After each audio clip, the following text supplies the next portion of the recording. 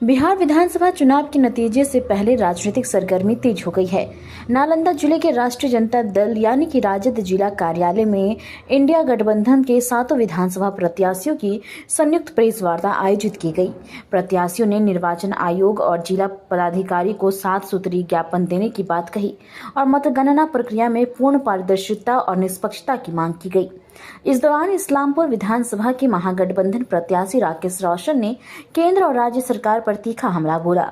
उन्होंने कहा कि कुछ पेड मीडिया चैनल एनडीए के पक्ष में एग्जिट पोल दिखाकर जनता के बीच भ्रम फैलाने और पब्लिक परसेप्शन बनाने की कोशिश कर रहे हैं। यह जनता की राय से खिलवाड़ है।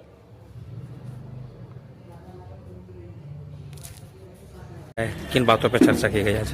चौथे स्तंभ का दायित्व बनता है कि लोकतंत्र बचा रहे। सारे प्रत्याशियों को शंका है कि हो सकता है कि गिनती में किसी तरह की अनियमितता बरती जाए, तो हम लोगों ने तमाम बिंदुवार तमाम जो अधिनियम है उसके तहत रिक्वेस्ट किया है यहाँ के रिटर्निंग ऑफिसर्स और डीएम से कि किसी तरह 100% ट्रांसपेरेंसी हो और जनता ने अपने बहुमूल्य मत से जिसको अपना प्रत्याशी चुनने का प्रयास किया है उसी के पक्ष में तमाम तरह की बातें हों और किसी को शंका न हो, इसीलिए ये प्रेस वार्ता बुलाई गई थी। 2024 में अभी लोकसभा का चुनाव संपन्न हुआ है, तो तमाम इस तरह के चैनल्स जो थे वो 400 पार और 350 पार बता रहे थे, मगर एक डीबी है, आपने भी जानते हैं डीबी वाले को, उसने बताया था कि मोदी जी अल्पमत में आ रहे हैं, 240 तक जाएंगे, तो 240 पे जाके भारतीय जनता पार्टी रुक गई।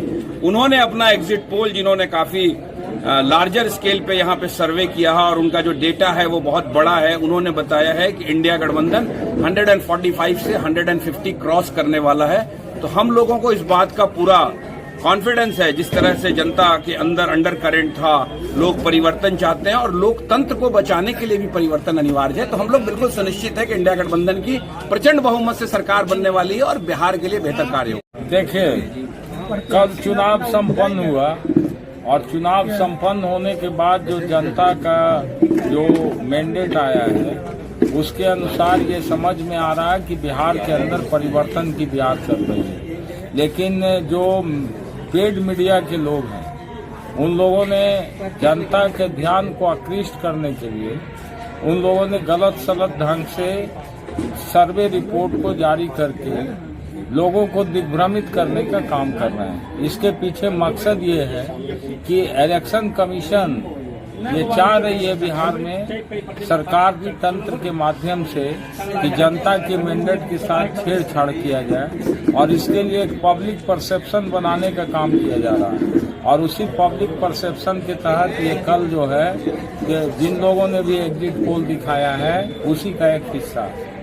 आपने यहाँ पे भी आशंका जताई है कि छेड़छाड़ होने की संभावना है मतगणना से पहले। हमने तो बिंदुवार बताया है कि जो मतगणना का हॉल बनाया गया है वो बहुत ही छोटा है, वहाँ पर सारे लोगों का कैंडिडेट का, इलेक्शन एजेंट का, काउंटिंग एजेंट का एकोमोडेशन नहीं हो सकता है और सबकी उपस्थिति मतगणना के समय रहना अनिवार्य है, ऐसा लोक प्रतिनिधित्व अधिनियम में कहा गया है। और इलेक्शन का जो मोरल कोड ऑफ कंडक्ट है उसके हिसाब से भी इलेक्शन कमीशन का भी गाइडलाइन है, इसलिए इसको फॉलो करने की जिम्मेवारी यहाँ के जिला पदाधिकारी जो है, जिला निर्वाचन पदाधिकारी भी है, उनकी होती है।